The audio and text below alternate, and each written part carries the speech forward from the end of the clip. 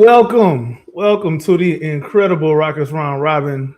I got my man, the drip guard, Mr. Preston Simpson in the house. What's happening, my guy? Man, after a long day and a brother's birthday, shout out Noah. He just turned 21, man.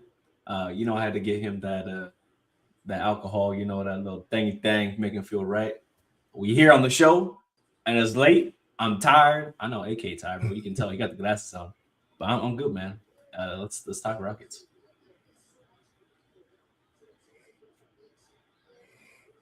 All right, man. All right, bro.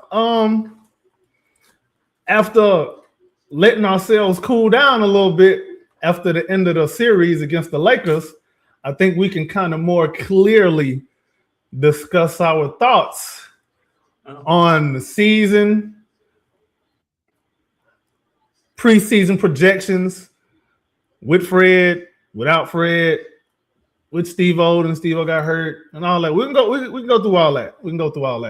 I don't know which one of these you want to touch on first. Let's go ahead and start with preseason expectations with Fred. Let's go ahead and start there, bro, before we start building out to wherever the hell we going.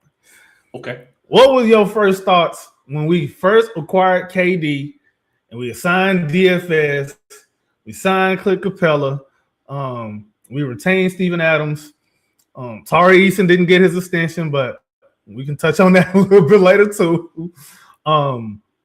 Barry got his extension. Fred got his deal redone pretty much. Yep. Opted out, and then the little 1+1 deal that he did. What were your expectations with the roster healthy before ish hit the fan? Yeah, 100%. I mean, it was CLB, right? We had Kevin Durant. They said we're here to compete with the championship. They said we're here for not a good time, but a long time, and need to make KD's window matter. They was feeding us all this. Not a long time, but a good time. Yeah, you know what I'm talking about. Oh, that's another thing. I forgot. KD signed his extension too. So Yep. So the extension kicks in next season. Mm-hmm. Got 2 more years, right? We see how it goes. So KD here, they had the big presser. It was all like smiles, and I mean, you remember what that presser looked like, bro? I was so ready for it. Even before Fred got hurt, I guess it was. Damn right, it's KD. Yeah, man, it's Kevin Durant, man. You know who he is, and so just championship, and regardless of how the season went, we touched up heavily on that. It's not going to look so good right away. They have to gel. It's not 2K. They have to do this. We talked about that ad nauseum. And the first month and a half, 2 months, that looked to be true. We looked good, but there were some things we had to iron out. There were some glaring flaws. But regardless, right, before we start playing, championship or bust. We got Kevin Durant. The front office believed that the team was ready to compete at a high level, regardless of the circumstances. Championship or bust.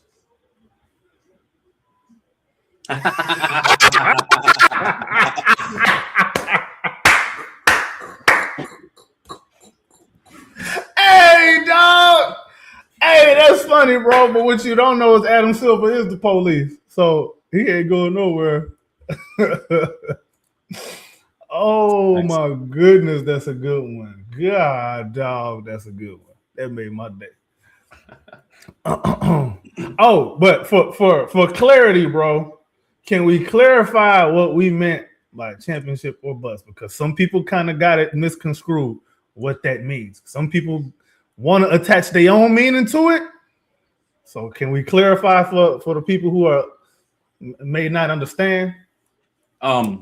Well, hopefully my definition isn't different than yours, right? But I always thought the idea of it was, hey, we're going to go all in. It's Kevin Durant. You have to maximize the window of your star player at any cost, and this offseason, and we'll touch up on it, but this offseason and the articles coming out are kind of geared towards that, the next piece.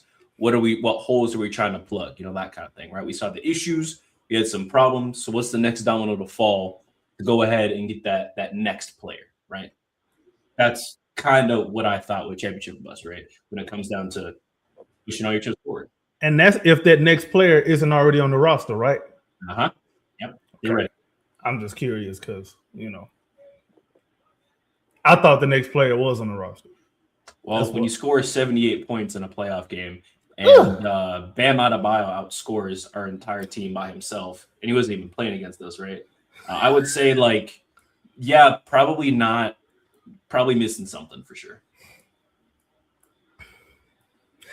Yeah. But we're gonna touch on that, the playoff stuff. We're gonna touch on that. Yep, but for sure, my whole definition of the whole championship or bust thing was not necessarily that getting KD was necessarily all in. It's the fact that you're getting KD at age 37. He's not coming here because he doesn't think he's gonna win a championship. He's coming here because he wants to get one more. He want to get at least one more under his belt. For what reason would he just come over here with Ime Udoka and a team that was just the second seed a season previous? Why would he come here and think that there would be any less expectations in his time? For what reason? That doesn't make any sense. It doesn't make any sense at all, especially when you consider the team has all these assets and you got the nerve of some people to sit there and say, we're not going to go get anybody. So what's the point of having all of these assets if you're not going to go get, if you don't plan to go get nobody? Why you got all these assets for? So you just going to sit on them? That's what we're doing? That's what we're going to just sit on them, right? Which is also confusing because we're going to touch on this now. Fred gets hurt, tears his ACL before the season start. So it's not like it was during the season. It was an off season. They went to wherever the hell they went, training camp. He rips his knee up. And now, I ain't going to say CLB kind of starts, but this is kind of where it opens up that window of opportunity for two guys in particular, Amen Thompson and Reed Shepherd. Those are the two guys, come hook or crook. Those are the two guys that need to take over that lead guard role and make Fred, I ain't going to say make Fred obsolete, but make him a luxury instead of a necessity. Because the way we use Fred, the way we see Fred as an organization, he almost like the franchise player. Who is we? Not we. Not I'm talking about, talking about the way he get treated, bro. The way he gets spoken about by the front office, by fans. It's crazy. Especially some certain fans with access. You know who I'm talking about. some of y'all really got a little thing for Fred. I get it. Fred is a cool dude. I like Fred, actually. I just don't think that the way we using him is doing him any favors, to be honest. But anyway, Fred tears his knee. So now it's all about, okay, which one of these young guys is going to step up and take their place and make sure that when Fred does come back, his ass is coming off the bench and he's not needed to start anymore. To me, that was really what the story of the season was after Fred gets hurt. Even though I wouldn't have been shocked if we would have made it to the Western Conference Finals, because if these guys are who we thought they was, I would expect Western Conference Finals. No excuses. I don't care about none of them weak-ass excuses some people talking about. But that was championship or bust for me. Like, it's during the KD era. The KD trade was not made just so we can have a glorified Hall of Fame babysitter to bring these young guys along. That wasn't the point of grabbing Kevin Durant. It wasn't. You can't convince me of that. It doesn't make sense. Yep. And if they did that thinking that, it's bad front office end. It is. It's bad management on the front office end. It doesn't make sense. You already screwed up the development of all these guys because you got too many guys to develop at once. And then now you're going to mess up the timeline. You got the super veteran Hall of Fame player who's trying to get rings. You got these young bucks that ain't been developed right in the first place. And you expecting KD to come over here and carry these guys to championship? Or are you expecting one of these guys to somehow, some way emerge as the franchise player, which ended up not happening. But anyway, before I keep rambling, Fred tears his knee. What's your thoughts as soon as Fred tears his knee? I thought it was an opportunity specifically for Reed Shepherd, right? Because Reed didn't get much playoff time. He played 4 minutes the entire playoffs against Golden State. I was ready for him to come in year two and kind of prove himself. You know, not that it was a make it or break it year for him. He's year 2. He's a guard. Guards are in my opinion, the toughest highly to touted develop, guard. Yes, okay, right. From Kentucky, right? But in my Right. opinion, guards are the hardest to develop. Yes. Especially when you're trying to develop multiple skills at once instead of letting them hyper focus on a single skill, right? You are asking Reed to set the table, theoretically, for a veteran who has played with Devin Booker, Chris Paul, James Harden, Kyrie Irving, Russell Westbrook, Steph Curry. I mean, and if you want to say it, Draymond Green too. He's a table setter. Yeah, most definitely. He had all-time playmakers his entire career, except when he goes to Phoenix. They finally trade Chris Paul. I hated the trade, but they trade Chris Paul. They don't have a point guard their entire time. It's a whole problem. He comes here where supposedly Fred VanVleet is Chris Paul 2.0. He gets hurt, like you said, and now we don't have a geared up point guard. They were raising Reed Sheppard as his combo guard off the bench constantly, making him play the 2 instead of the 1 and forcing him to play outside of his natural role. Okay. Amen Thompson too. Amen Thompson was also drafted to be a point guard. Let's not do revisionist history here. 100%. So now we got Amen Thompson and Reed Sheppard, 2 guys who did not play a lot of point guard. Like they might have been in the role getting minutes as a point guard, but they did not play the point guard role while they were out there for a majority of last season, right? So then you come into this season, no Fred VanVleet. They're expecting Amen Thompson to come in and average 7 assists per game because he started averaging 6.5 when he started for that little bit of stretch when they put Barty on the bench. Cool. That doesn't tell me much. Okay. A little stretch of 5 games is really great, but when it's less than 8% of the entire season, that does not tell you the entire story, right? So he starts, we go to overtime with OKC. Okay. That looked good. That was probably the best we looked all season. That was a hell of a game too, boy. Like that game, even in a loss, it had a lot of us excited, bro. There was everything of last season that flowed into this season. Your star got ejected. Your guys were trying to, take the ropes. We forced OKC into that, that OT, which was just absolutely insane, off some clutch buckets from every single player on the team. Right? That's what we were asking for. So Şengün hit 5 threes. We was all like, hey, hold on, wait a minute now. We cooking with grease now. Hold on. Instead, the grease burnt up after that game. Now it's old grease. And we poured it down the drain. Disrespectful. Now we poured it down the drain. And you know what happens? You pour grease down your drain, right? It no good. Now you clogged up. You have to get in there and get new parts and all that. You gotta clean out your entire system, right? God. Unfortunately, we didn't clean out the system. We just let it gunk up all year. It just gunked up. And then when we said, hey, we need this piece that is very glaring, okay? We just need this one piece to kind of help mellow out the offense. Okay, that's what we're asking for. Just get something to kind of help out the offense. And their idea was throwing, we'll just pour some more grease down the drain, and that grease will wash out the other grease. It'll be fine. Well, now your pipe's getting ready to burst come February. It's not looking good. Anyway, Fred VanVleet gets hurt. Reed Sheppard, and man, we're supposed to kind of show out as like these lead point guards that didn't have time to develop as an actual point guard. Like they were drafted for that position, but they didn't train at that position, if that makes sense, Yeah. So there was no developmental minutes. Now you're trying to develop 2 players, one who's in year 2, the other's in year 3, right? Trying to develop 2 guys at the same time in the same role that they've never really played at the NBA level, next to Kevin Durant. Right. Man, that sounds like a lot to deal with. So you telling me the developmental process that the team had in mind, or that the team had in place,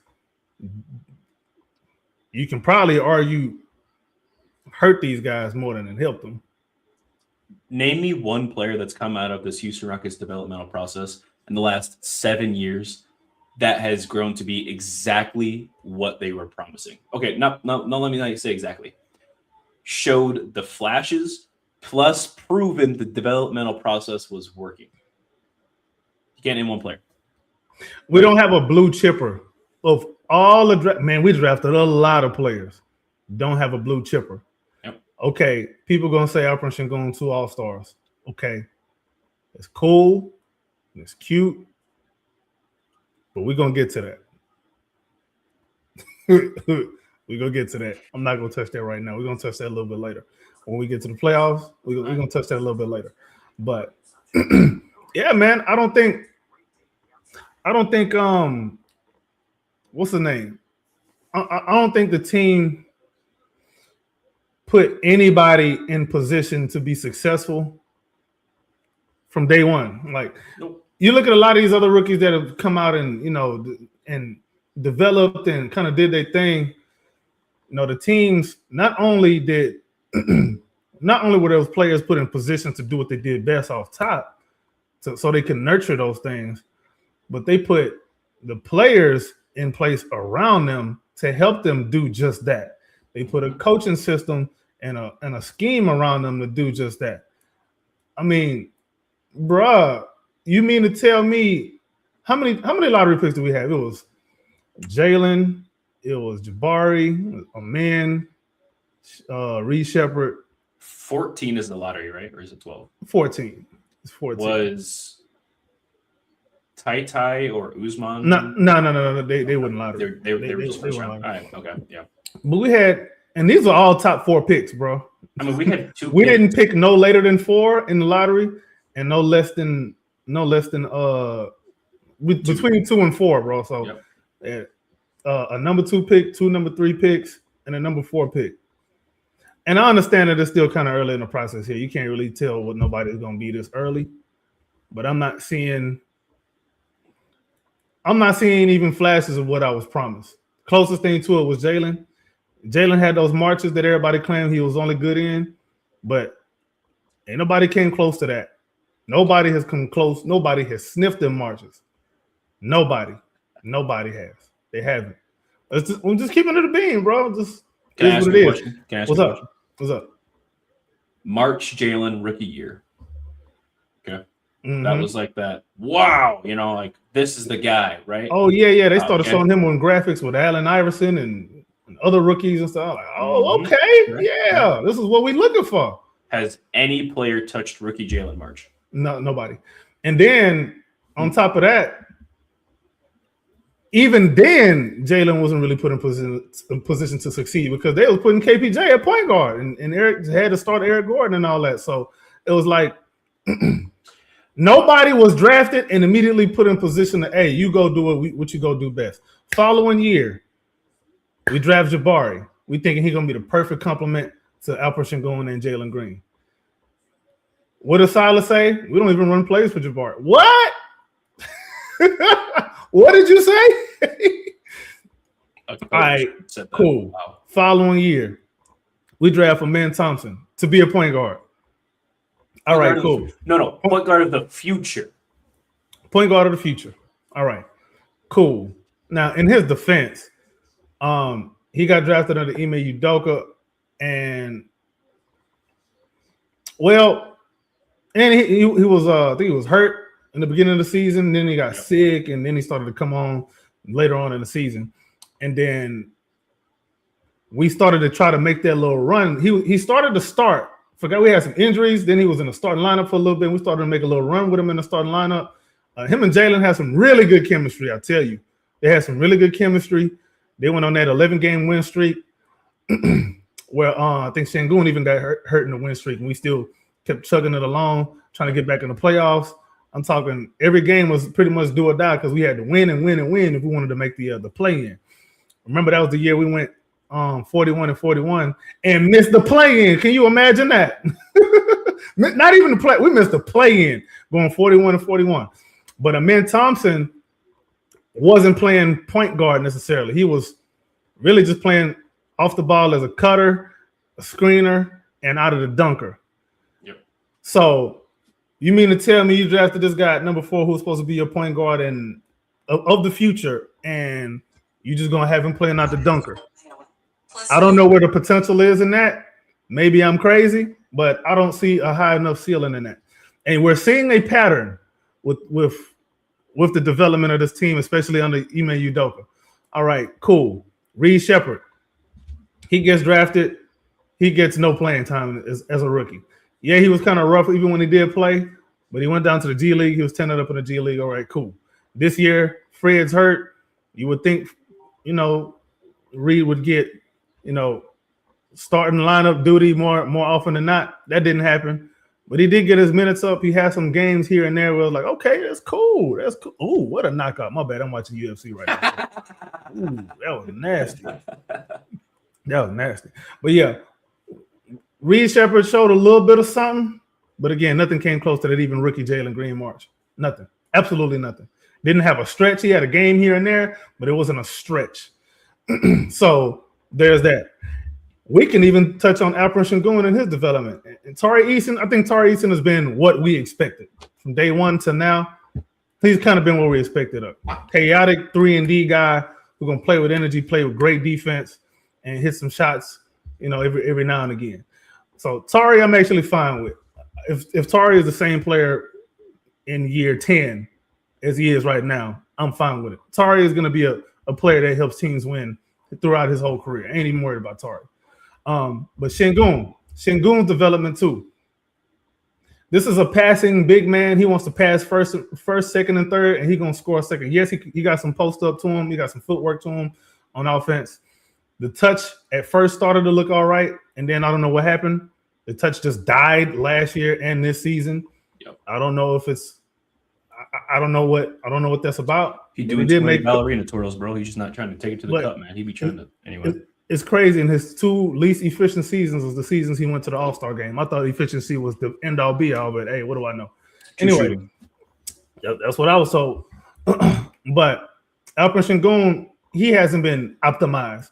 Alperen Sengun is somebody you need to be using as a hub, and if he gets one-on-one coverage in the right matchup, then you can try to spam him in the post. We didn't do that. We tried to pick and roll him, try to use him like I don't know. They thought it was Giannis or something. He doing too much hezzy, tween, step back, hezzy again, drive to the basket, and throw up some nonsense that just won't go in. I don't understand where that's coming from. But again, if the same thing is happening over and over and over with talent after talent after talent after talent, you can no longer blame the talent at some point. You got to look at the organization. You just have to. Yep.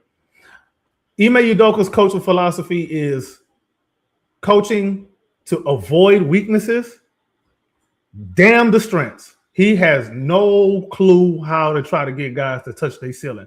He's just too busy with trying to make sure people avoid their floors. And to me, I think that has been a huge hindrance on all of these young guys, because when you're young, you're supposed to be going head first into the wall to see how hard you got to hit it to bust that thing open. Yep. And instead of doing that, they got training wheels on these guys, and they haven't been let loose. You can't tell me that they're supposed to run this read and react offense. Okay, cool. Read and react. Reporters, there's questions you can ask about that. You know that, right? Okay, what are they supposed to read? What are they supposed to read, and how is it that you want them to react to those reads? Give us an example. Give us an instance where it was done right. Give it an instance where it wasn't done right. You're running a veteran. You're trying to run this veteran offense for these young guys. Good luck with that, Mr. Ime Udoka, which is why I believe there will be some decisions that get made as soon as this summer. There was one already got made last year. Another one finna get made. But anyway, here we are. So here we are. Now that we kind of got the whole development stuff up out of the way, the season, the ebbs and flows. What were your thoughts? What are some of your highs during the season? What are some of your lows? What did you like? What did you not like so much? Talk to me a little bit about that.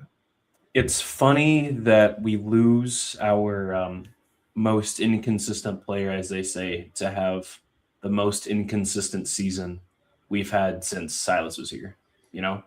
Like I didn't even think about that. Like the highs were so high, man, and the lows were so low.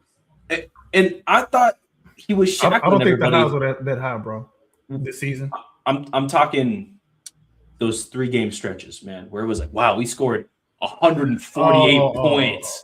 Wow, this is that offense, and it's like we shot 74% and actually hit all. We of our did have a threes, 9-game win streak, though.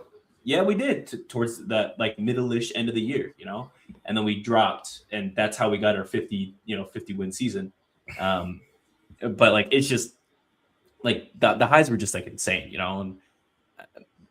And Amen dropped 42 also, you know, like that was a really great game. I love to see that energy and that effort.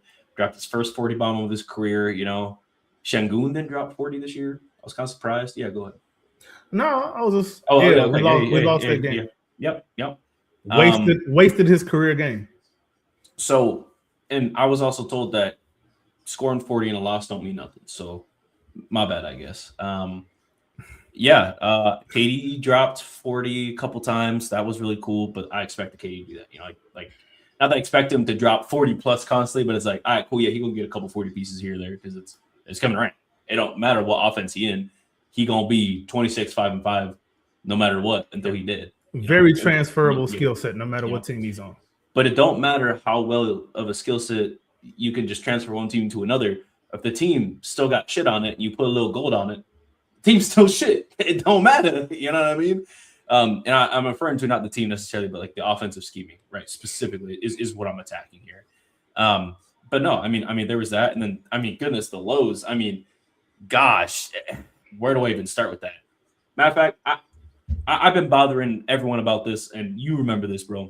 When we lost to the Spurs, man, they gave the map to beat us.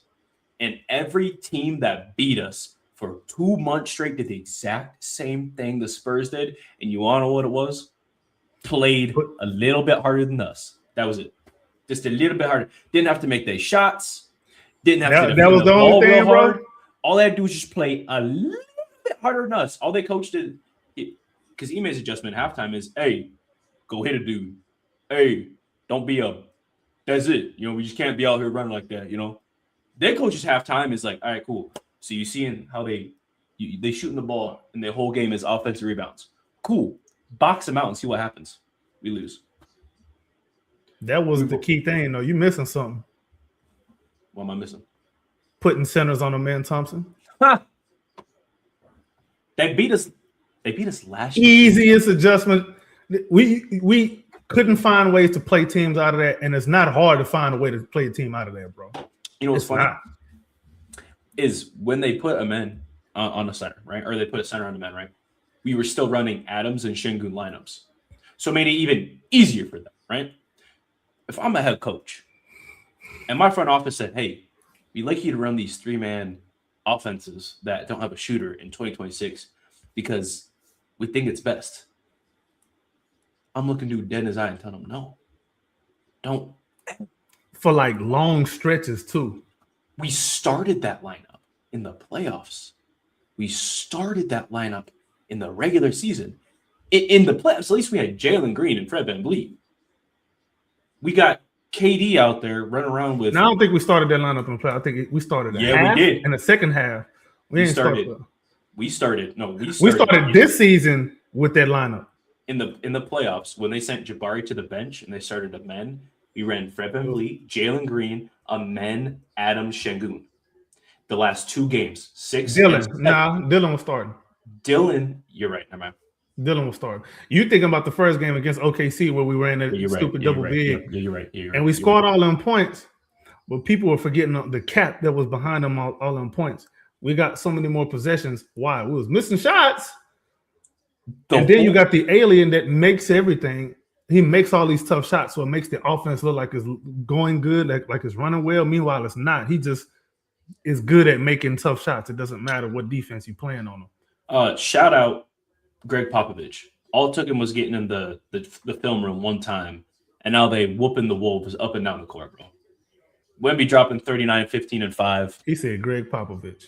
Yeah, bro. Greg got in that film room, right? As the owner, they said, hey, after they lost game 1, right? The Wolves won game 1. Yeah. The Wolves have not been able to do anything since Popovich went in there and talked to them. That was it. That's called good coaching and experience, wisdom, being able to understand your players, put them in spots to succeed, not just offensively, but defensively. Tell me to play harder don't mean nothing when I'm playing as hard as I can. I'm around sweating out, giving 110%. You ask me to play harder. I'm giving all I got, coach. And I know you want me to push myself. That's cool. Can you give me an idea of what to do? Can you give me direction? Playing hard is not a strategy. Really? It's not. It's not a strategy because But we if won another 50 team, games, man. if all another team has to do is match your energy, then you're cooked. Did You must strategize at some point. Did we win any game that a team played just as hard as us? No, Gave it their all? no. Yeah, didn't think so. Yeah. Again, we lost to the Lakers. Gosh damn it! Anyway, Austin Reeves only played 2 games. Luka didn't play at all. bro, I don't care nothing about the injuries we had. We won 2 games with them same injuries, though, didn't we? Or were they magically healthy? Them 2 games we won. Is Fred? We played different than them 2 games we won, and then Ime Udoka went back in this little shell, went back to that boring broccoli ball that he likes to play, where everybody's just playing scared, playing hesitant, everybody playing not to lose instead of playing to win, avoiding the floor instead of finding the ceiling. It's the Ime Udoka way. That's kind of where we went wrong in the playoffs, but we're gonna touch that. Middle of the season, Adams goes down. Then what? What were your thoughts when Steven Adams went down? So don't get me wrong, and I mean this with all respect. I love Steve Adams. I think he's great. He's too much of a crutch for Ime Udoka. Okay. When he went down, I was like, okay, Ime, now what? Now what are you going to do? You lost Fred all season, and you have sucked ass at trying to put people in their spots. You lost Adams, one of the statistically greatest rebounders in the last 2 years. Off the wall, all-time stats. Okay. What are you going to do? What is your response? Oh, I'm going to go ahead and start Josh Okogie and keep Reed Sheppard on the bench. Oh, okay.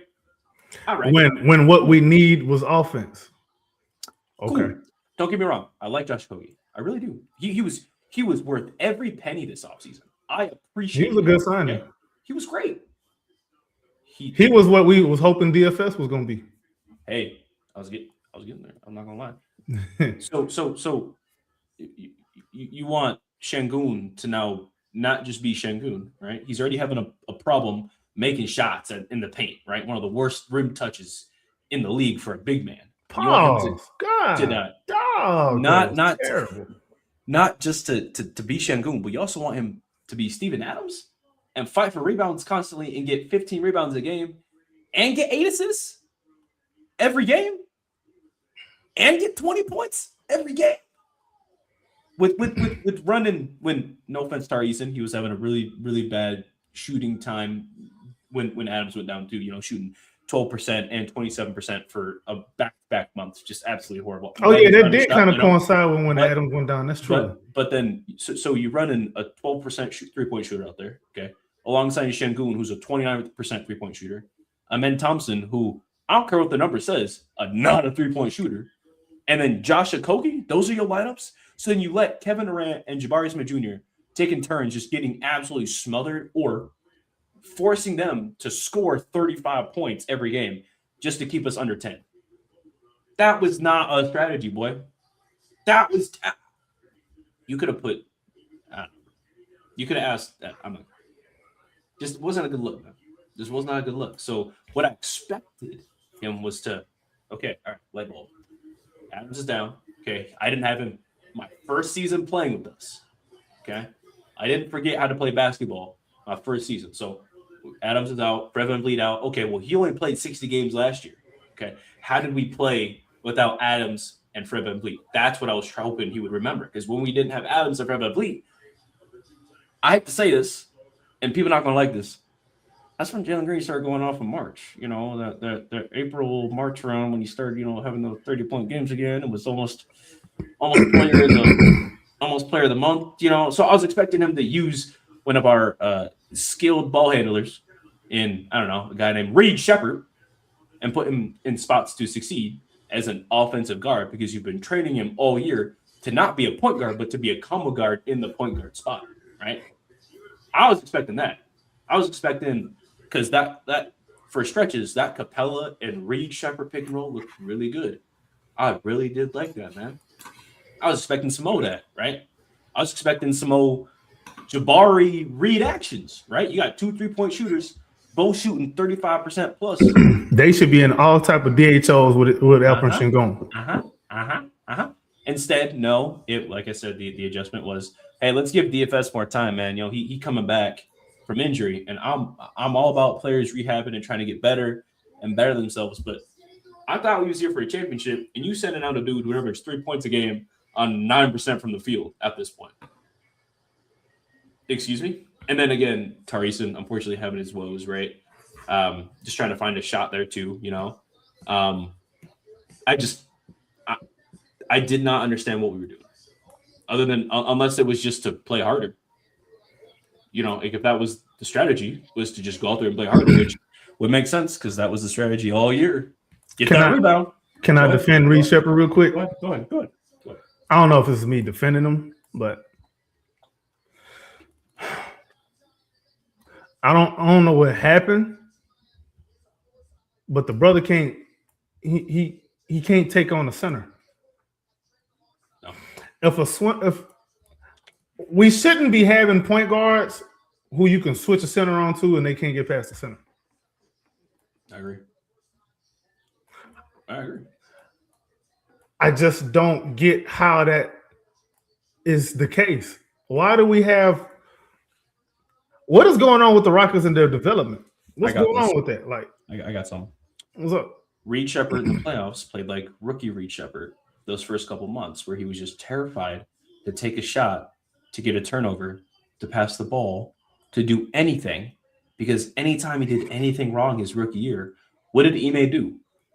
I mean, brother could breathe wrong, and it was here. Come on. So you saying he was playing scared?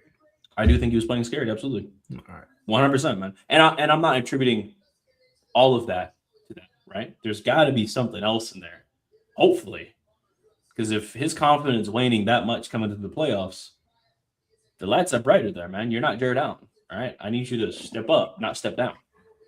You know. So there's some narratives that I kind of want to debunk real quick. Let's do it. So-called, we had a good offense this season, but that's because people was only looking at the offensive rating. We was ranked 8th in offensive rating, but a lot of that was offensive rebounds. All right. Mm-hmm. So there's that. But at the same time, we so-called can't shoot the ball. We was ranked 10th in 3-point percentage.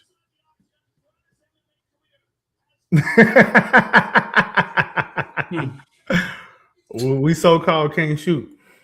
Here's one of the things that I was hoping that we was going to do. I thought if we're going to rely so much on offensive rebounds, I would have been all right with just jacking some more threes, bro. I'm not going to lie, because if you confident enough you're going to get the offensive rebound anyway, if you playing for offensive rebounds, man, jack them threes, bro. Jack them threes up.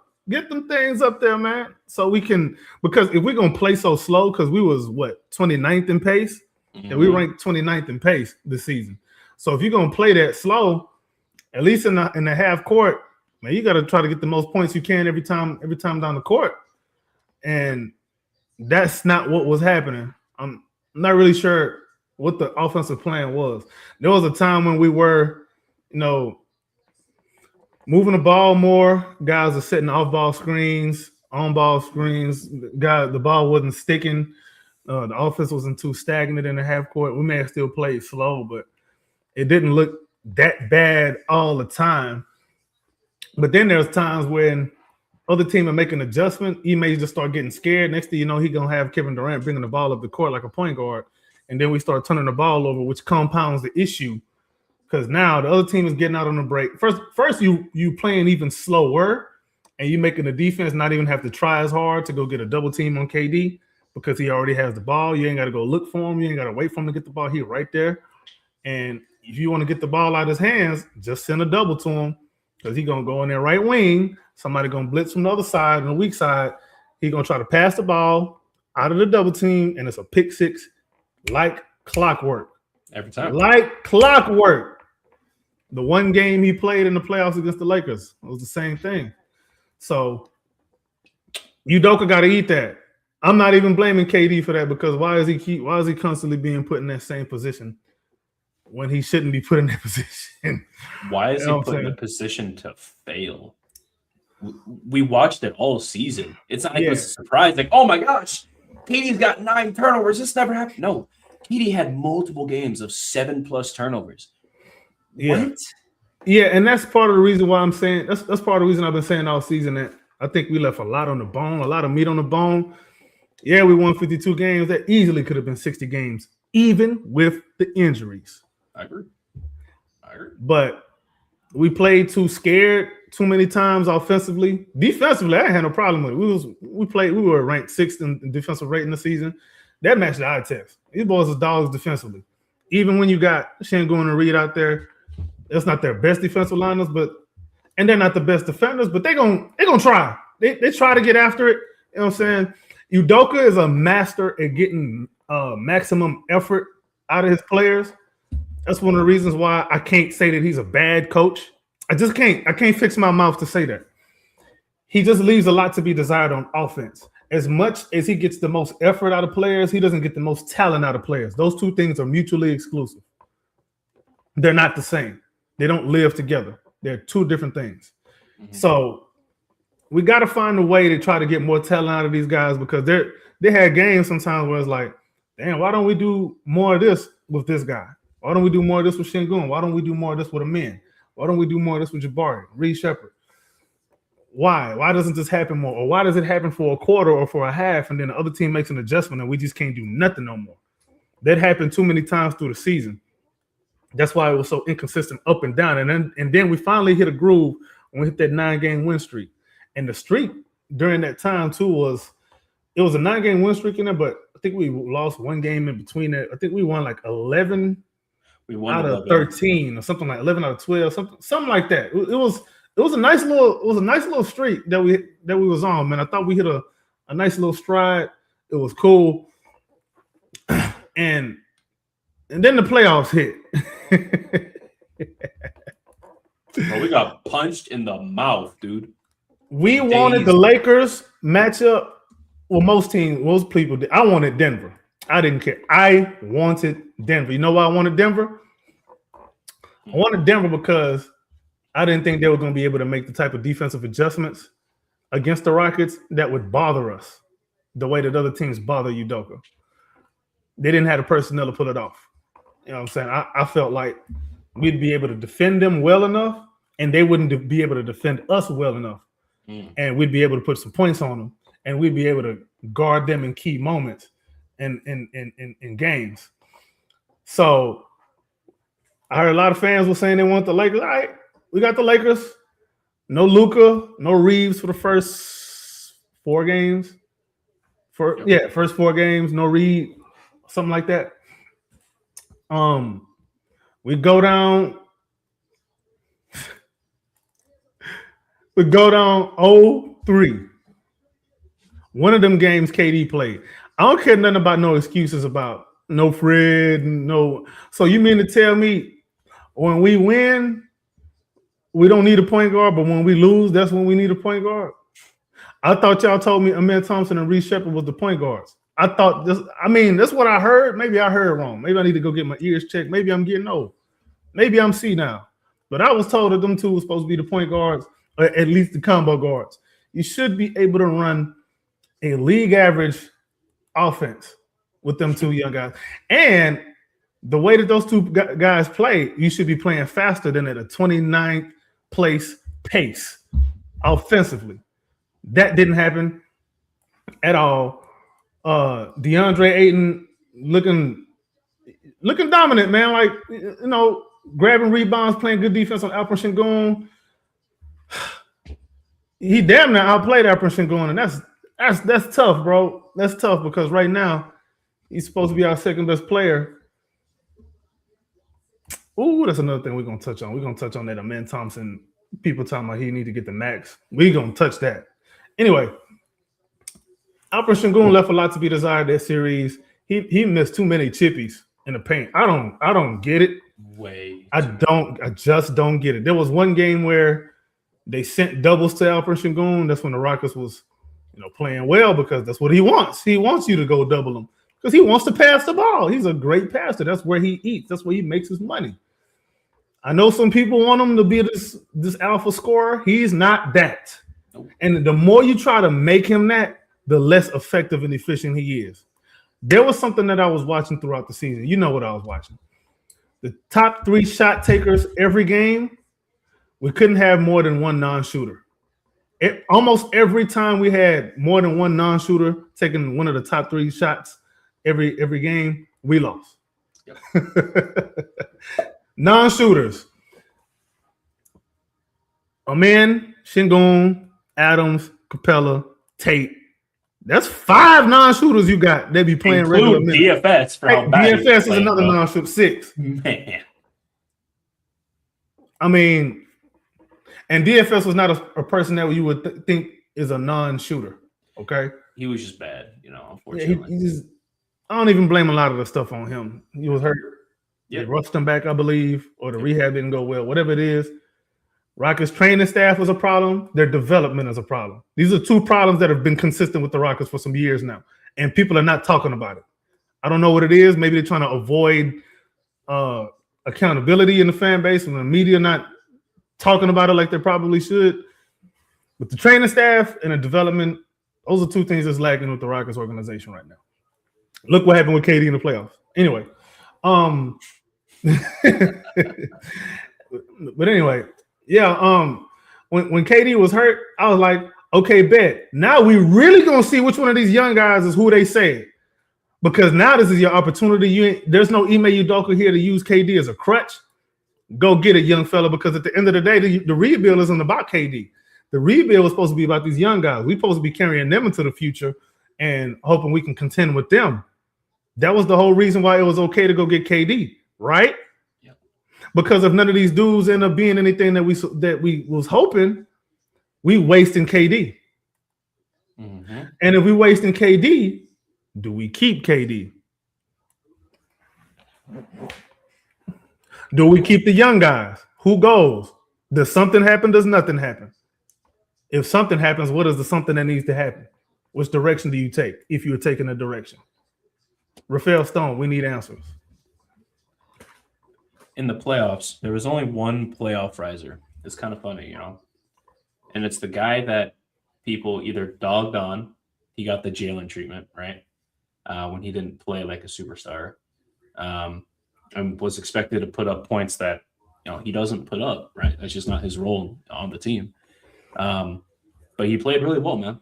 I was really, really proud. Yes, he had a poor game 6, but every other game he was really great.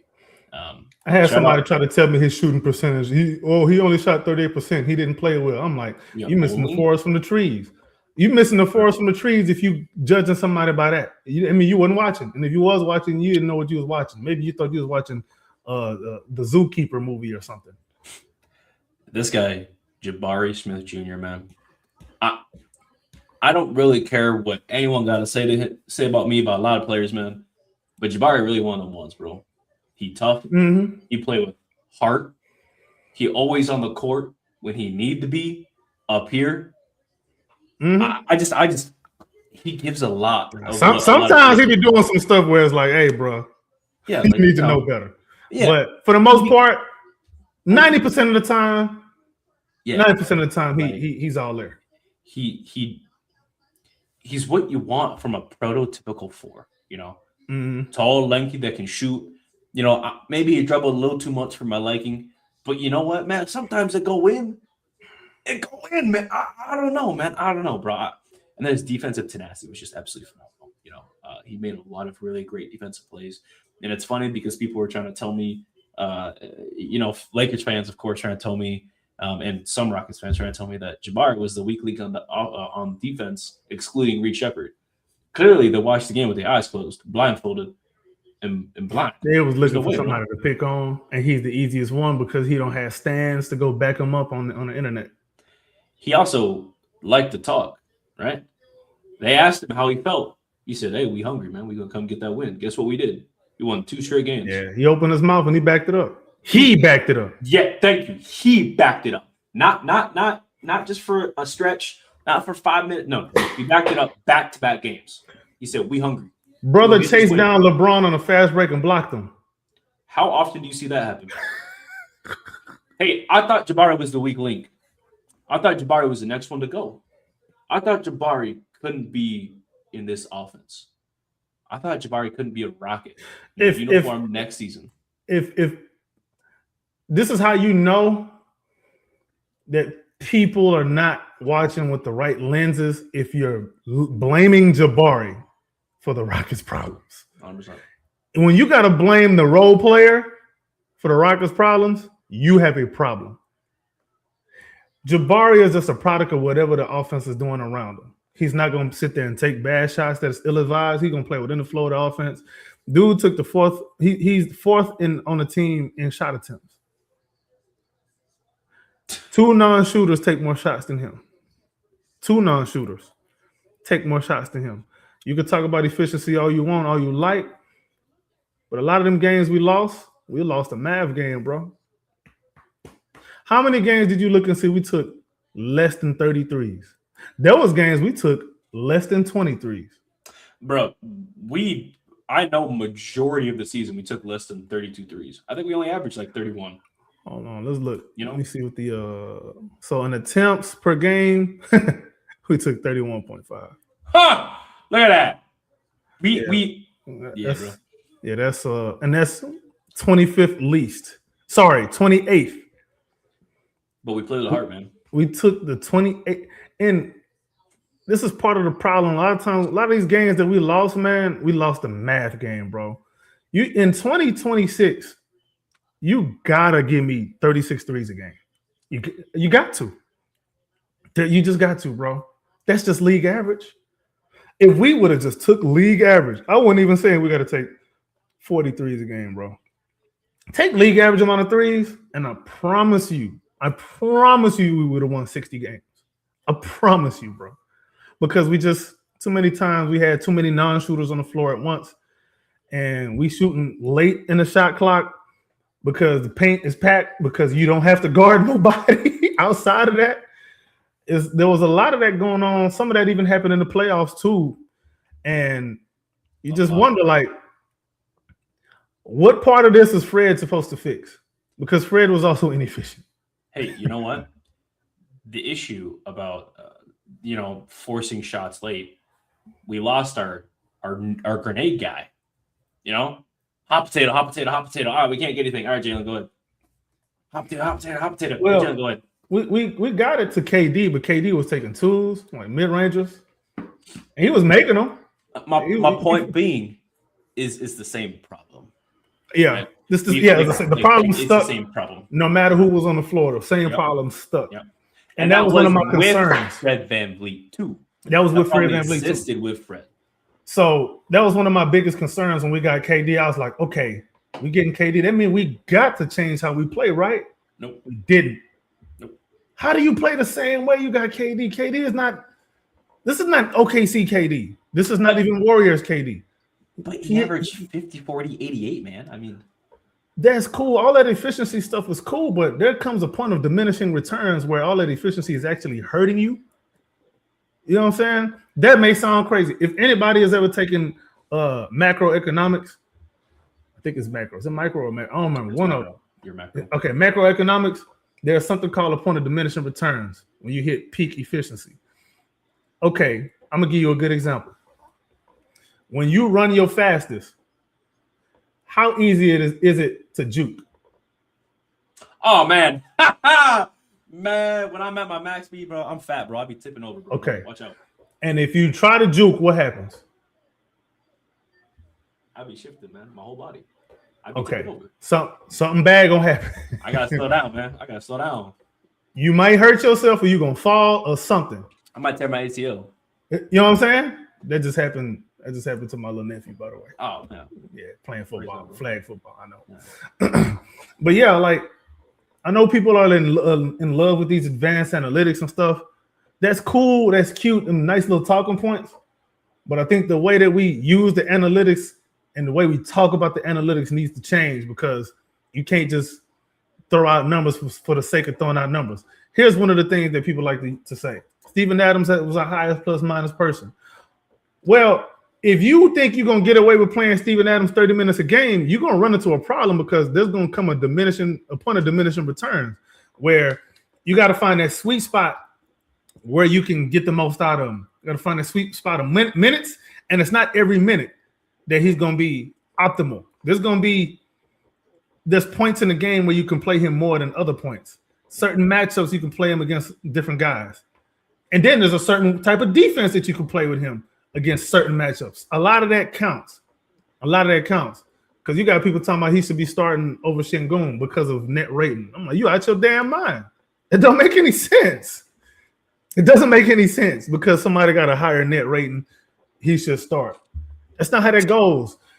Net rating to me is more about the rotation and how you fit and how you did in your time in that rotation because there's another team on the floor too. So if you're getting put out there at certain times that benefit you mostly, yeah, you're gonna have a higher net rating. Of course, that's gonna happen. Can I? So, Go ahead. No, I'm good, bro. So we're talking about like lineups and like efficiency, net rating, right? I wrote an article called "From Hopeful to Hopeless: Your Houston Rockets," right?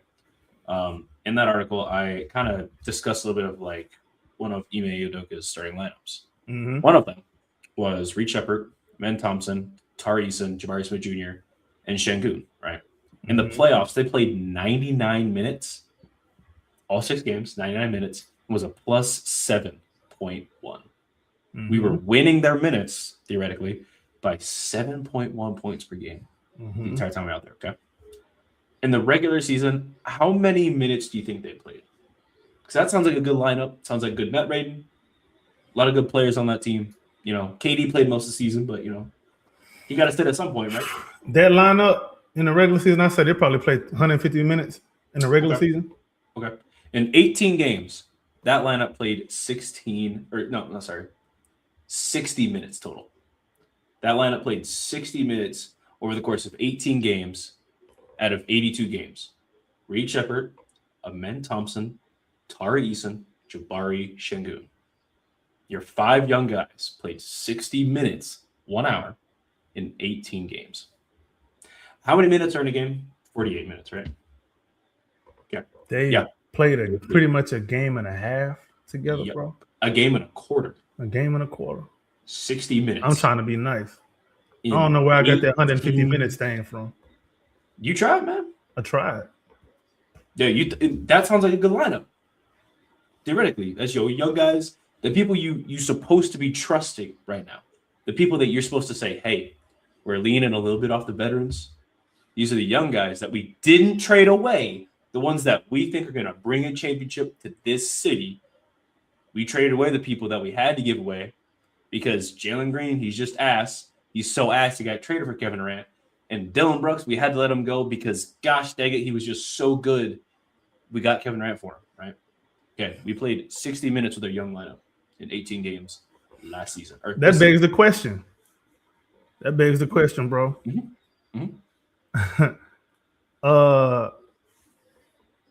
How many minutes would they have played if Fred was healthy? 0. Not even 0.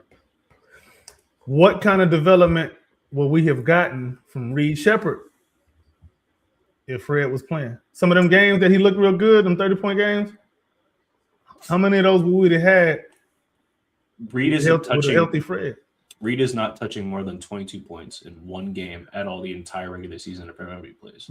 Reed Sheppard averaged 26 minutes a game. How much of that does he average with Fred in the lineup?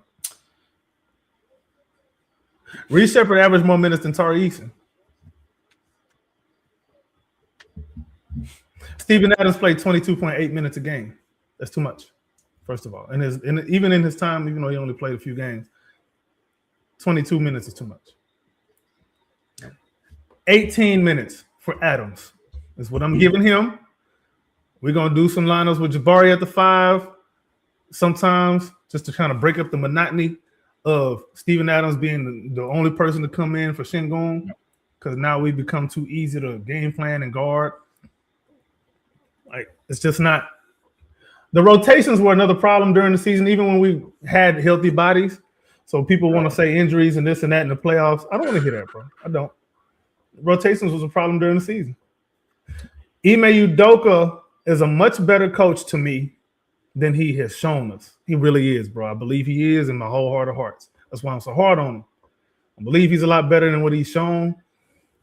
I just think he needs to get out of his own head, get out of his own way, and start trusting guys as much as he doesn't want to trust them. You got to give him the opportunity to lose your trust. More like an actual runway, not the whole, hey, man, you make one mistake, I'm going to pull you. Now they're going in the game playing timid. Or let me piggyback off this. Everyone complained about Reed Shepherd not playing enough minutes in game 2, so you play him 44 minutes and force him to play like ass game 3. Do you remember that? I remember him playing a game when he had 10 minutes. Yep. Okay, that's what it was. That was game 2. He played 10 minutes, game 2 off the bench, right? His adjustment for the Lakers was starting Josh Okogie, okay? They ran out that lineup, same lineup, but instead of Reed, it was Josh Okogie. We got our ass beat up and down the court. I mean, it was just straight ass smacking the whole way up, right? And then the front office is like, yeah, we want Reed to play. Ime Udoka immediately after the game is like, hey, man, you know, I'm going to play Reed more. That's the adjustment.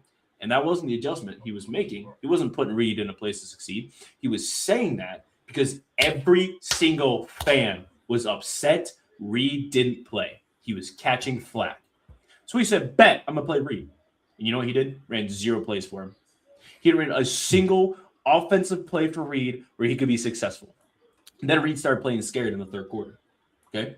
Because now he's like, oh, man, I'm out here all by myself. You could see the immediate switch. He was playing tight too, because he started turning the ball over, and he was missing shots that. Yep. He was missing like open shots. Like, bro, you Reed Shepherd, bro. You're a better shooter than this, man. Like, you can't let the moment get to you. I don't care what year you are in the league. Butt naked is butt naked. Yep, 100%. Let your nuts hang, bro. Shoot that thing with confidence. And the reason that he acting like this is he got the rookie year conversation. Hey, man, they said, I got to play you, so I need you to go out there and do something. I'm 90% sure that's what that conversation was. Not exactly that verbatim, but that type of conversation. I need you to go show me something. Now he's being asked by his coach to show him something that he won. Ain't got the experience to show you right now. And now he built in crunch time. Yeah, he gonna melt in crunch time because he didn't have enough reps in crunch time during the season to see what they really feel like. And now you're in the playoffs and the highest pressure cooker of all pressure cookers, and you expecting this man to go out there and play like he been doing it. You asking him to look like Steph Curry right now. Ideally, you want that to look good. You want him to look good in those situations. But if you claim that you really trying to develop these guys, you got to do that. You got to get them some chances to fail in the regular season, man. Like, you can't just be like, oh, I tried. This is the fourth quarter now. Let me just go with whoever the hell, Aaron Holiday or no. I'll quote you better. Because of injuries, we're just calling it a season. Look, we were expecting Fred VanVleet to be healthy, and he isn't. So we just gonna ride this season out and hope for the best. And can I say something about that, bro? Absolutely, please. For all intents and purposes, Fred VanVleet is our franchise player. Let me explain. You built the offense pretty much around him. Let's be honest here. The offense is built around Fred VanVleet. You build the offense around him. You make roster choices around Fred VanVleet. So you're building the roster and the offense around him. Now you're making executive choices considering Fred VanVleet. That's a franchise player, bro. I don't care what nobody's saying. That is how you treat a franchise player. It is. Fred VanVleet has franchise Freddie. Call him by his name. Franchise Freddie. That's his name, bro. He's got so much pull, man. And this dichotomy between Ime and Fred telling the front office what to do is just like mind-boggling, right? How many organizations do you know that are successful allow their coach and top guy to run the team? I'm gonna also say this too, bro.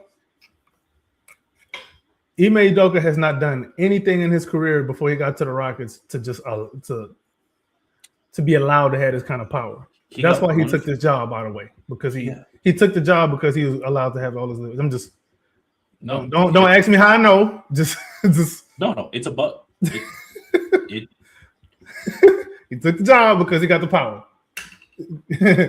Otherwise, he'd have went somewhere. I don't know where else, but he took this role. He knows. Because, this franchise Freddy. You better put some respect on his name. Watch out.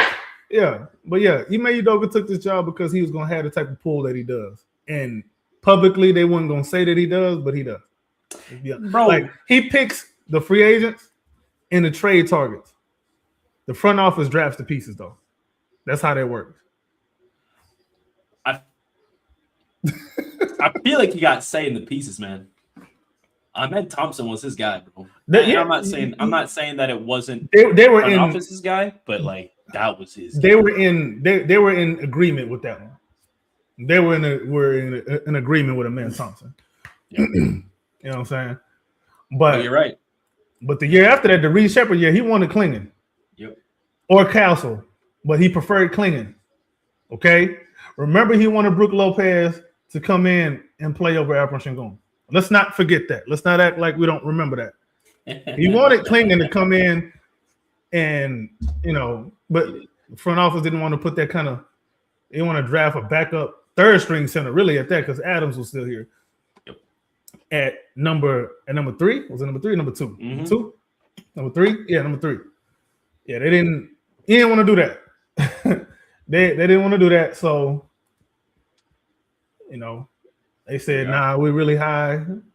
Eli Whitus was really high on Reed Shepard because of analytics. Let me tell you something, bro. The analytics crowd, y'all's reputation is hanging on Reed Shepard right now with this Rockets team. Okay? I want y'all to know that. Y'all love all these advanced statistics and all of this and that. Okay, that's cute. You need to show up. Did you ever watch Game of Zones? Not Game of Thrones, Game of Zones. That little YouTube with all the basketball skits and all that in like 2015, 16, 17, 18, 19 on YouTube. No, I've heard of it, but I don't think I watched it. Game of Zones is just basketball version of Game of Thrones. Okay. Mm-hmm. In that, they do when Carmelo Anthony signed with the Rockets. Okay. Remember how that went, right? So Carmelo signs with the Rockets, and they were all analytic guys, right? D'Antoni's supposed to be this analytical guy, right? In the show, kind of breaking it down real quick, they feed this machine all of Carmelo's stats, and it pops out the answer of where Carmelo is going to play best statistically based on advanced stats, how he's going to succeed the most, and where he needs to be at all times. And he will not play outside that role, right? In real life, Carmelo got upset because they wanted to bench him to start Eric Gordon over Carmelo Anthony. Right? That was a huge thing. They wanted to start Trevor Ariza over Carmelo Anthony. Okay? Melo was like, yo, no, I'm not here for this. I'm going to start him. That's what he felt, right? Carmelo Anthony, man, he one of the legends. So they cut him. OKC picks him up, right? The point of the story is that's what they did for Reed. They fed it into whatever, like, hey, these are his stats, man. What's Reed gonna do best? Combo guard, okay. Look like Curry, okay. We go give him the ball, make him shoot half-court threes, half-court grenades, and then hit fadeaways constantly, come off the screen, pin down screen, shoot it, or we're gonna make him ISO constantly. Okay. Defensively, he got good hands. He got Fred VanVleet. He gonna learn from Fred. He'll be all right. That's what they did. They ran with it. Now, all that information given, am I wrong? No. Yeah. So, analytics don't mean nothing if you don't have the volume and substance to back it up.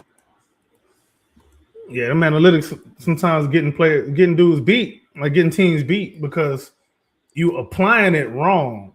There's a way to apply it. You can't just be this numbers Nazi the whole time and just say, well, the numbers say this, so this should actually translate to on the court. No, that's not how that works, bro. Different players got different chemistry. They got different skill sets. There's different points in the game. There's matchups. There's emotion that goes into the game. There's adjustments that happen from the other team that the other team got to match. Like, there's so many things that happen in the in-between. You can't just make every move based on the analytics. The analytics are showing you the result of what is happening after the fact. The analytics shouldn't dictate how you coach. You know what I'm saying? You're coaching to win. You're not coaching to be efficient. What you want to do it's cool to see who is the most efficient. What the analytics should be telling you is how to avoid some of the extreme inefficiencies. Instead of just chasing efficiency, you just kind of want to avoid inefficiency. And then sometimes those inefficiencies help with other efficiencies. I'm gonna give you an example. You may have a guy who doesn't have the highest field goal percentage or whatnot, but this is a guy that's constantly attacking the paint and he's opening things up for everybody else. So you may not be the most efficient scorer, but because of your style of play, you're allowing for other guys to actually be more efficiently themselves, even though you yourself are not that efficient. It's okay. It's a yin and yang. Some things need to happen. Okay, I'm gonna give you an example. I'm in a business, bro. So if you know anything about how grocery stores work, a lot of grocery stores, most grocery stores, when they do like markdowns, they don't really mark them down a whole lot. If you look at let's say a grocery store is known for selling their most efficient product, let's say is it's not produce, let's say it's poultry, right? Yep. People buying chicken, that's your most efficient selling product. Well, I'm not going to the grocery store only to buy a bird. I'm gonna go buy other things too. Now, if them other things are all like too expensive, I ain't going there just because I want to buy this cheap chicken. You know what I'm saying? Exactly. No, that's how that works, bro. Like exactly what it is. You can't. Some things just work with each other. There's a term for it in economics. I forgot what the term is. But a player that was really inefficient, that worked really well and looked nice. John Wall, man. John Wall was inefficient as hell, dude. I mean, he had multiple 39% field goal percentage seasons. Guess what, though? Dude averaged like 11, 12 assists per game, couple seasons in a row. And he pushed the pace and he forced the issue on offense, right? He now, did I'm going to give you the contrast to that. Well, it's not necessarily a whole contrast because Fred VanVleet is not necessarily efficient himself, but he's got this high net rating thing going and impact stats and all of this crap. Okay, that's cool. Yeah, he turns the ball over less, which is going to make his net rating go up because he's not turning the ball over. But he's not turning the ball over because he's only trying to make the safe play. And if you're only trying to make the safe play, then you're not breaking or bending the defense. Nope. You're just doing what they're allowing, and then that's it. You're not forcing them to make tough decisions. Ain't no team going in the game talking about, man, we got to double Fred VanVleet. Why would you do that? Why would you do that? Let him do whatever the hell he want. If he go off, cute. And you know what? You right, bro. You understand? You 100% right on that, bro. It's clicking. Yeah, like part of the reason the offense is so boring and Ime Udoka likes him so much is because he doesn't turn the ball over. Yeah, that's cool. Don't turn the ball over. It's not like you out there trying to, be reckless. But if you're not in attack mode, the defense doesn't have anything to fear. And they can just set up their defense any kind of way that they want, knowing that you're not going to play them up out of that because you're not being aggressive. You not breaking the defense, right? You're not bro. Look at Russell Westbrook, bro. He got all them damn triple doubles because he was trying to break your back. He wanted to murder you every play, bro. Dude. He wanted your soul every play. Man. All them assists that he got, not all of them was the easy pass. Some of them was easy. Some of them was dump off, but he had to make some next level reads too because he forced the defense into some unfavorable positions. We play in read and react offense instead of forcing the issue. And that's the thing too. If you're gonna play a read and react offense, you need to be in attack mode. Because we're not attacking, we scared, bro. Yeah, like we playing too safe. Mm-hmm. The offense must adjust, bro. I'm hearing stuff about Ben Sullivan might, get some traction in the coaching market. Yeah. He's supposed to be the offensive guy. I don't know how true that is. Supposedly Portland. I don't know about that. but I do know Royal Ivy is the lead assistant. I don't know who we would get to replace Ben Sullivan, but Ime Udoka's on record saying he likes to promote from within. I don't know. Listen, man, you still gotta Astros OGM was the best at the analytics because they applied it properly. They didn't just number Nazi themselves into a corner. But anyway, yeah, coaching staff. Let's go ahead and get into some of the offseason stuff, bro. Cool. Yeah, we gotta wrap it up. First things first. Yep. And it's not the trade stuff. Amen Thompson, $250 million extension. Nope. Yay or nay? Nope. Nope. Don't Tell me why. Tell me why. Okay. Name me one player that can make $50 million that is that multifaceted. Besides Fred VanVleet. He was only at 40, so. My bad. Nah, I don't know. Okay. So not off the top of my head. Let me see Hoop's height. Let me see, bro. Who got a huge contract and we was all like, that's cute. Like Franz Wagner. Well, he's not. He's multifaceted though. Yep. I'm not saying he should get paid that much. He got a stupid number, and I'm not. I wouldn't even pay Amen Thompson that. I'm not paying him Franz Wagner numbers. Nope. No, no. He's not a better player than him. I'm not paying a dude, and I like him, man. I say this from we all do. He's hard not to like, but we got to be realistic here, bro. If my offense is capped at a couple cool dunks a game, and spoon fed, yeah, like I can't do that, bro. Bro saying Chet, hey, you know what? Chet actually do a lot of things, man. He rebound. He shoots Chet threes. Is multifaceted. He could pass too. Defense. He got a little passing chops too. Like, come on, man. Let's be real. He played hella defense. He can shoot that thing from outside. He can play multiple positions. He got a little handle to him, a little bit he looked a little awkward, but he make it work for him. Big man, he got him. Like, I don't care, bro. I'm looking at everybody who's 50 mil plus. Every last one of these dudes got at least an all-star under their belt. Mm-hmm. And a lot of these dudes been in MVP conversations. And a lot of these dudes got championships. Or have been to the finals. Mm-hmm. Matter of fact, we're not putting them in. See, and the thing is, bro, if you put a contract like that on that man, fan base is gonna turn on him because they're gonna be like, man, he not putting up no $50 million production. And I don't want. If I even look at the $40 million people, which one of these guys?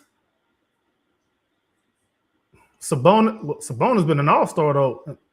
OG Anunoby is at 39 and a half. The Knicks did overpay on that. And that's an overpay for him. Yeah. And he's good. Yeah. But they still overpaid for him. Yeah. Luka at 45, Jamal Murray at 46, Siakam at 45, Halliburton at 45, Ant at 45. Bro, you gonna pay him more than Ant? Well, hang on. You gonna pay him more than Tyrese Halliburton? No. Nah, bro. We gotta be. And I understand the cap goes up. I understand. I don't give up. I understand you want to keep the relationships good and tight, but I'm gonna tell you this: if the party is at 50 million and not budging, I'm sorry, bro. I'm sorry. You at 50 million and not budging? Do you not see your limitations right now? Okay. Brandon Ingram is at 38. Is he better than Brandon Ingram? Hold on. I got a good one for you. Tyrese Maxey. Oh, he's not better than Tyrese. No. He had 37. I actually think Tyrese is a lot better than Brandon Ingram too. I don't even think they Tyrese Maxey is a top 5 point guard in the NBA right now. They're not even in the same tier. And I love Amen Thompson. Tyrese Maxey, don't get me started. Now you know I'm a Ja guy. I'm sorry, Ja got moved over for Tyrese Maxey. Yeah, that happened. No, but yeah, like let's be real. I'm sorry. You know, Tyrese Maxey, I'd be so happy when I be watching Tyrese Maxey, bro. I'd be like, man, is he not fun to watch? Like, he's not entertaining. This is good basketball, bro. Like, why wouldn't I want to watch him every day, bro? He'd be a great Rocket, bro. Now I understand why Daryl Morey wasn't trying to get up off of him. Because the Rockets wanted him back when they was trying to trade James Harden. That's why they didn't trade him to Philly. Anyway, I know a little too much and I be saying stuff. I need to stop. I think 35 is a perfect number if there is a semblance of a jump shot that will grow. Okay, if they believe that a jump shot will come along, he's a $35 million player as it sits right now. Jalen Suggs at 35 right now. I'd pay him more than Jalen Suggs. He's better than Jalen Suggs. He better than Jalen Suggs. Orlando paid him more than Orlando reached for that though. Yeah. Jalen Suggs getting, and they already betrayed him. By the way, I think Suggs getting overpaid by about $10 million right there. Yeah, Amen is a $35 million player. Probably more than that because maybe. I'm not going to disagree. 25 would have been my number for Jalen Suggs. So yeah, 35 for men. Anything over 40, I'm not even answering the phone. You want to negotiate with me, whatever, up to 40? You better have some high hopes, brother. Yeah. But like anything like 35, bro, that's it. All right. 35. All right, cool. Hopefully we'll see, man. We'll see how they look. And even if they do end up giving them the max, all right, cool. But I gotta see it. See it, bro. I see it, I ain't got no problem. You know what I'm saying? I got no problem. I just haven't seen Max. I haven't seen Max production. I haven't. Nothing even close. Have you seen Max production from any of the young guys that they've drafted, excluding Jalen Green that's not on a different team? Max. You pay him 50. No. All right. Okay. Anyway, continue. Tari Eason. What happened for Tari? It's a good question, isn't it? I think I was hard on him. I was like, man, I don't want him making no more than 17. Hard line in the sand. There's wiggle room. But like anything more than what Jabari's making is ridiculous. Jabari making like 25 at the height of his contract. Mm-hmm. And there was fools talking about Tari should be starting over Jabari. They got egg on their face right now. Honestly, Mama Eason, don't hurt me. Rockets fanbase, don't hurt me. If we cannot come to an agreement on a contract, we should at least sign and trade to recoup some assets at minimum. Like we should use our brain, and just because we can't reach an agreement here, don't mean we gotta cut all ties and say, all right, go ahead and walk. I don't want to do that. We're gonna touch that. But we're gonna touch that in a little bit, bro. Because there's more to this. All right. I think he ends up just taking the qualifying offer and try to play his way into a contract that he won't. But even if he take the qualifying offer, I think he get moved by the deadline next year if that happens. But anyway, qualifying offer, yeah, I think so. Yeah. If he plays well enough, especially. Oh yeah. But if he doesn't, he gonna go into the offseason, then we'll see. Mm-hmm. It's a roll over the other dice. Maybe he stay. He want to stay in Houston, but he want to get paid too, and I don't blame him. Get your money, big dog. Yeah. All right. So there's been trade chatter. There's been people talking about we're gonna trade KD or we're gonna trade Alperen Sengun for Giannis. They talking about trade KD for Kawhi and all of this rabbit nonsense. What's your thoughts on some of that noise, bro? Well, okay, when we traded for Kevin Durant, there was still a possibility that Giannis was on the table. Do you remember that? They're like, well, Giannis is disgruntled and we've got another asset. Trade for Giannis. KD was cheaper. That's why they went with KD. Of course. Way cheaper. And there was still the possibility of pairing those two up last offseason. Not that it was a huge chance. It obviously didn't happen, but there was chatter. There was a couple articles, I remember reading one from Bleacher Report earlier in maybe about August, just like, hey, it's possible. September, hey, you never know. Didn't happen. Cool. This year, Sengun is yet again linked to Giannis, right? Second year in a row. Now, a wise man once told me that once a player get linked to a team, the trade rumors are real. right? Multiple times. Multiple times. So, and it's funny because it's the same two players being linked back and forth, right? Remember, all last year it was Kevin Durant's a Rocket, and that started coming out in February around the All-Star break that KD was a Rocket. The price was just too high. You know? It's the same thing with Alperen Sengun right now. The price is way too high.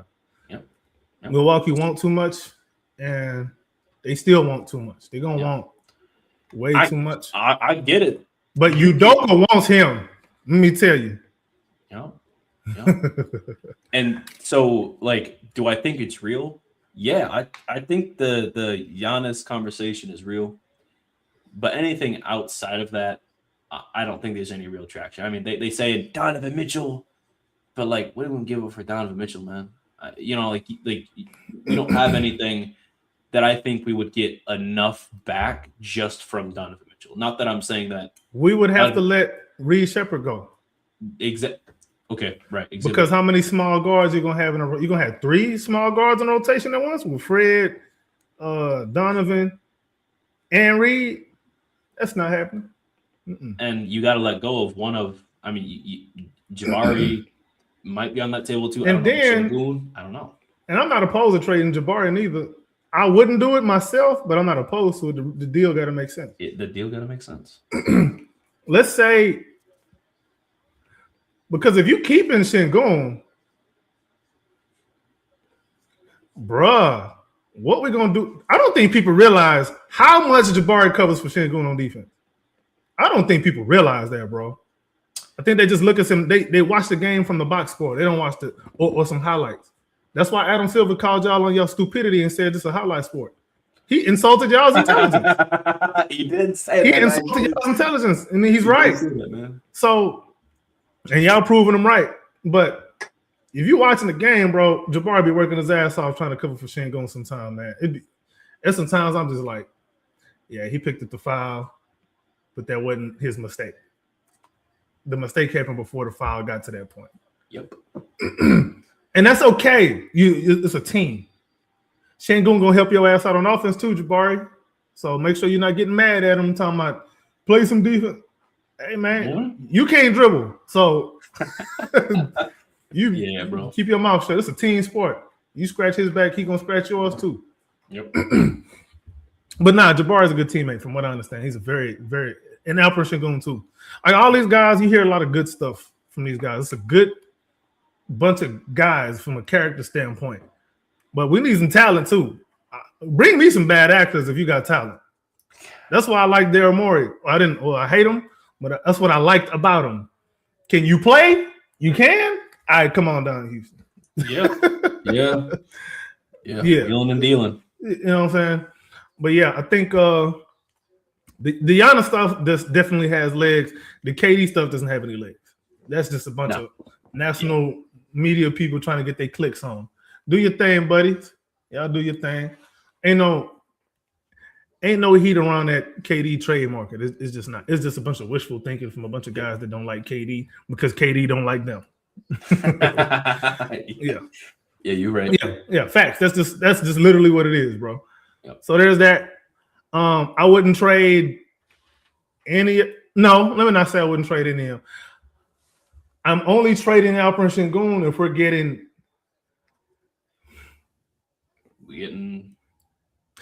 getting a young shot blocking and 3-point shooting big, plus a first or two, plus a plug and play veteran. I don't know if there's anyone that fits that exact mold. There is. I'm just not gonna say it out loud. There's a team that fits that mold, bro. Yeah. But the problem is, it's the Udoka element to it. Udoka wants Udoka guys. And one of the guys ain't necessarily a Udoka guy, even though that person would fit like a glove into what we're trying to do. If we're actually trying to play the way we need to play, if we're trying to really get some wins, and one guy and then the other guy would be nice. Look good next to Jabari. You know what? Screw it. I'm gonna say it. If I'm trading Alperen Sengun, bro, And you telling me I can get? If you telling me I can get Kellel Ware, Tyler Hero, and Off Night, if you telling me I can get them 3, Ryan is jumping for joy right now, dude.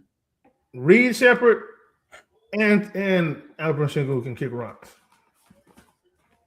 Ryan is I gotta check on him, make sure his heart's still beating, bro. I know. Wow, bro. But yeah, and like I said, you got Tyler Hero coming in, but he gonna provide the shooting and playmaking that you was hoping Reed Shepherd was gonna provide. Yeah, he gets hurt sometimes here and there, whatever.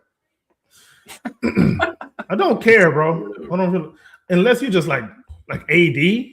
Like if you're injury prone and you post 30, all right, nah, just leave me alone.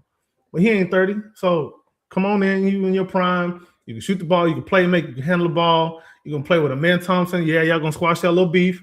Play with Amen Thompson. You telling me that wouldn't be a fire ass backcourt with KD and Jabari and Kellel Ware at the center, who can hit threes and block shots and rebound?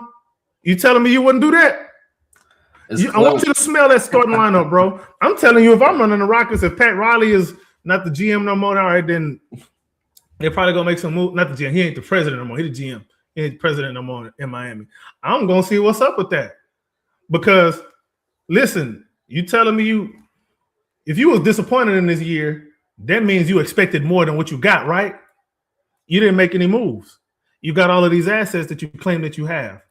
You're not just hoarding these assets just for the hell of it, bro. You're not. That's like them people in COVID that was just getting a bunch of toilet paper. You don't shit that much. You don't need enough veggies. Anyway, sure. But you see what I'm saying? Think about it. I'm not Tyler Hero, Amen Thompson. You still big. You still got size because Tyler Hero not small. Man, Tyler Hero, Amen Thompson, KD, Jabari, Kellel Ware.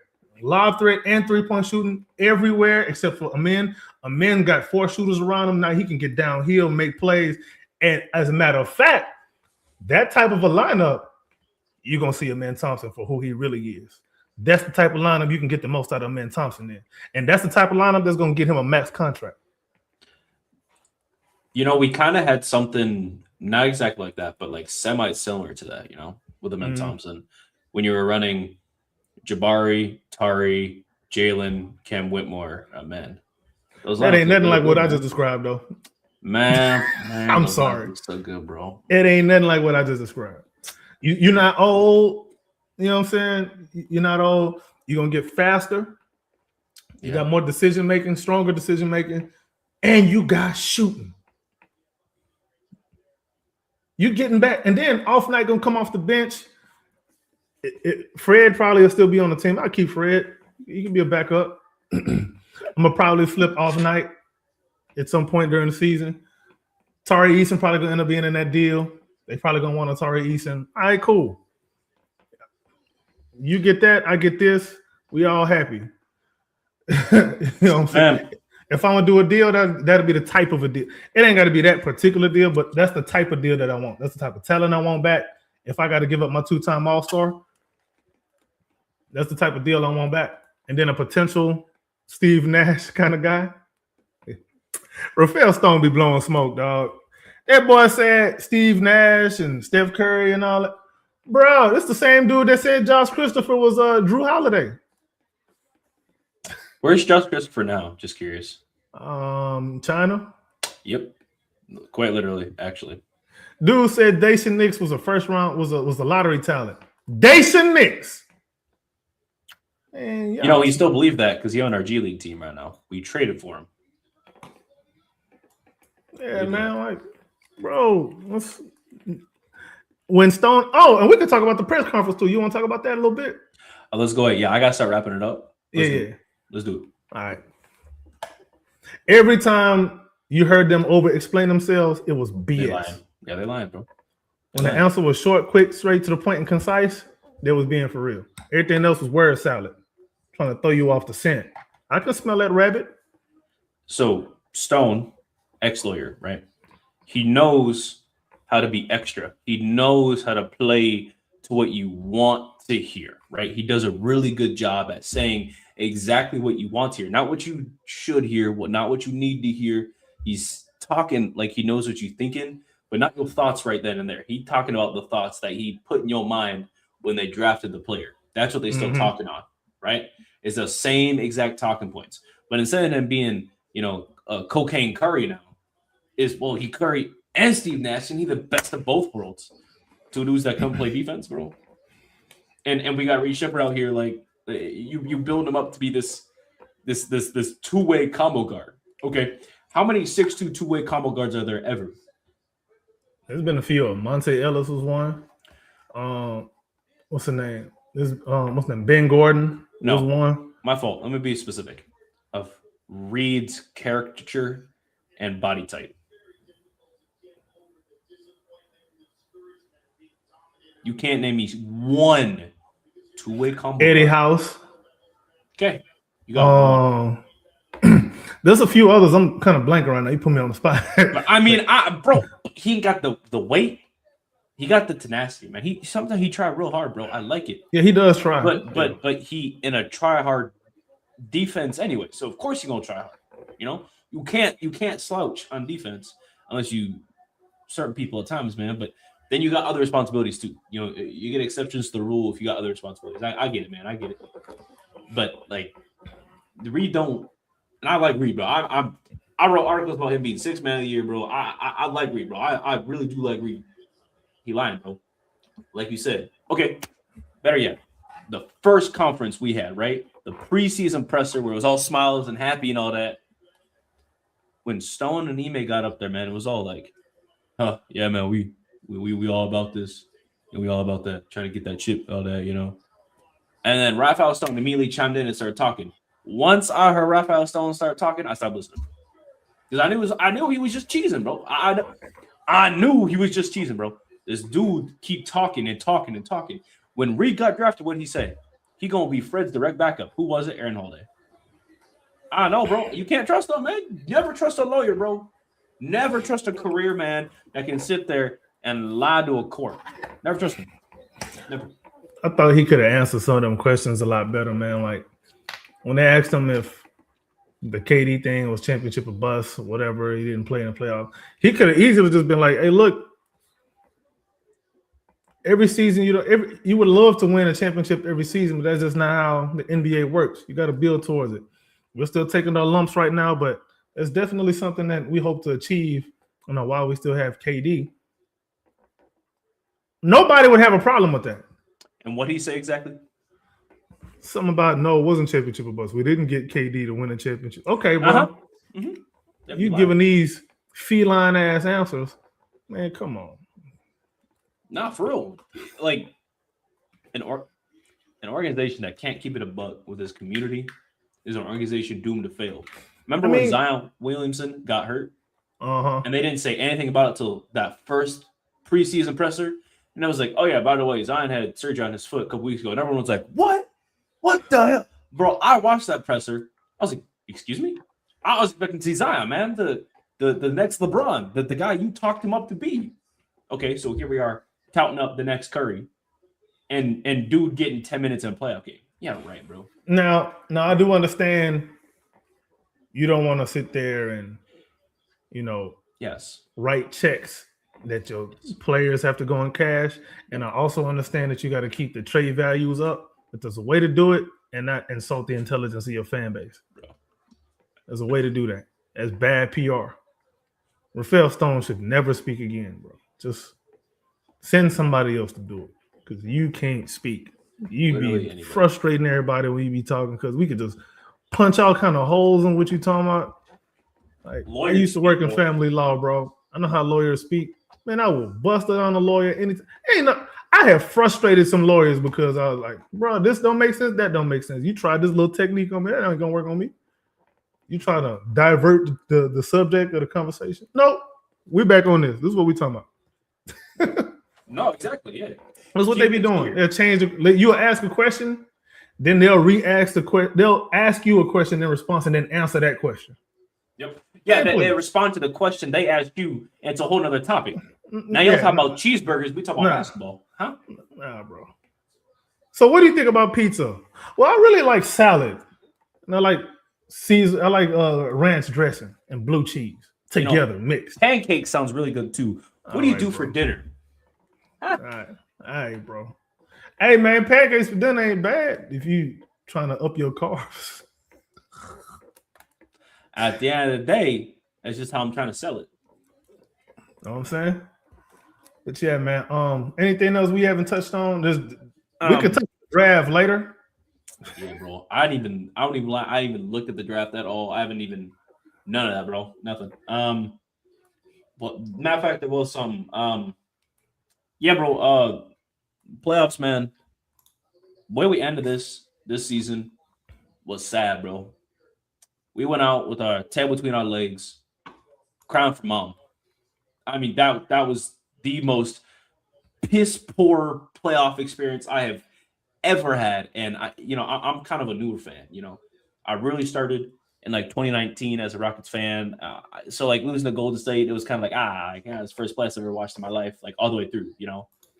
And then I started really watching the game once COVID hit. We lost the Lakers, and then I watched their whole rebuild. So I didn't get to see the rise and fall of the Rockets like career Rockets fans. This was the most pitiful playoff game I have ever seen in my lifetime. Scoring 78 points, not in 1997. No, 2026, dude, to a Luka-less Lakers, man. I mean it's just gross, bro. It's not like LeBron put up 40. He don't put up 40-99 and turn to 2018, bro. No, we got beat by Marcus Smart playing on a minimum contract. We getting beat by Luke Kennard, who our Rockets organization thought, we don't need him, bro. We're not even gonna try to trade for him. We got this. We got Tari Eason and Ben Thompson, man. We gonna bang these threes. Yeah. Okay. No.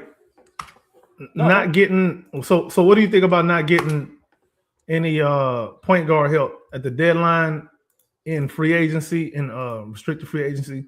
What did you think about that decision? I think that was a dumb decision. I think when I sit here and think about all the things that gone wrong, right? Outside of coaching, right? Just on the court, mistakes that our players made and how we could have alleviated those constant, same stupid ass mistakes was by getting a competent point guard. Not an all-star. Not a career 10-time all-star. No. A competent point guard. He was making the same mistakes that Phoenix made last year. Constantly, bro. Constantly. Did we get 50 games? Yeah, absolutely, bro. Yep, we got 50 wins, all that, Phoenix made the playoffs too with more injuries than we had. And they got KD this year. And that's not KD's fault. It's the system that your players are playing in and how well that system is ran, how well that system is schemed towards your players. You're not catering your players' skills nor their talents, but instead you're just trying to minimize your deficiencies. That's not a way to play basketball, man. You can't play scared, bro. You can't sit there and go to work and say, man, I'm not going to give it my all, but I'm just not going to give it my worst. I'm going to show up, and I'll be here. Cool. That's why you're out the door tomorrow. That's why you're not getting that promotion. That's why you're breath weak. That's why you don't do nothing. That's why you come home and play video games for 14 hours a day, because you ain't going nowhere. It's not going nowhere unless you make changes, dude. So do you believe that the offense is going to change some next season? It has to. Otherwise, it's bust. That's it. Right. Do you believe – so, okay. Do you think that there will be a big move that's made this summer or small moves that's made? I'll say it like this. Kevin Durant. Okay. Alfred Sengun. Amen Thompson, Jabari Smith Jr. That core four cannot return next season if you want to be successful. One has to go. If you want to be a successful team next year, one's got to go. Because two of those players look good on paper and look terrible in crunch time. That's why I got to disagree with you, bro. I'm sorry, bro. If the plan changes, if the scheme changes, they will look a lot better, bro. I'm not going to say that it won't look better. I'm saying to be successful. What is success, You bro? brought Kevin Durant here Okay. to win this championship, and the domino is gonna fall eventually, either later or sooner. And the longer you push that domino down, I mean, the heavier it gets, man. It's gonna knock down more. I'm not saying to rip off the band-aids. I'm not saying we got to trade for this crazy. You just got to make the right decision at the right time for the right pieces to succeed. I love Shangoon. I like Kevin Durant, man. I got his jersey, bro. I got a Shangoon jersey. I got a Tari jersey. I got a Jabari jersey, man. I bought into the young player experience. If it were up to me, maybe I'll catch flack this, man. I wanted to trade for Kevin Durant, bro. We were not ready to compete at the level they thought we were ready to compete at. They was looking at analytics and said, man, this dude holding everyone down. Yeah, we went out more sad this year than last year. How does that make sense? How did they think that up, man? Offensive scheming is a problem, and he may need to get his head out the ass. That's step one. Step two is making changes to the personnel, to the quality and IQ of players that we have to make smarter, better decisions in the clutch time. Well, if you don't if you don't believe that these dudes are gonna play up to the Udoka standard, then yes, they should be moved. Period. Because I ain't got time to be dealing with Udoka and him constantly putting everybody in positions to fail. I'd rather him get his guys in and let him play the way he want, the way he expecting, because at that point, there's no one else to blame but you, Udoka. On the flip side, if Udoka adjusts the offensive system some and puts guys in more favorable positions, then you have you can better evaluate the talent that you actually have that could raise, guys' profiles and trade values and stuff if you decide that you want to get off of them. But if you're not going to do that, then let them go somewhere else. Just move them, move off of them. I hate seeing a player be have their ceiling capped by the pieces around them. You know, if I feel like a player can really hit this ceiling, if they've got X amount of offense around them or X amount of defense around them, and I'm the one hindering them, saying, "Well, I like these guys." Okay, bro, what's liking a player got to do with anything, man? If they're not doing what they brought here to do, then why are they here? That goes for coaching too. If you're not doing what you was brought here to do, AK, you hire someone, you ask him to do landscaping, he not landscaping. What are you doing? Fire. AK, you hire your financial manager to make sure that your finance is stable. Your finance is not stable. What are you doing? Maybe go make some changes here, then make sure that they on the job, right? Go make sure that things are right.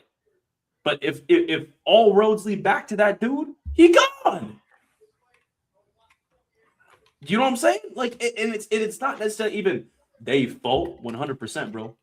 Because I can't look at this and point at one person and say, "Yep, it's all your fault." 100% always on you, right?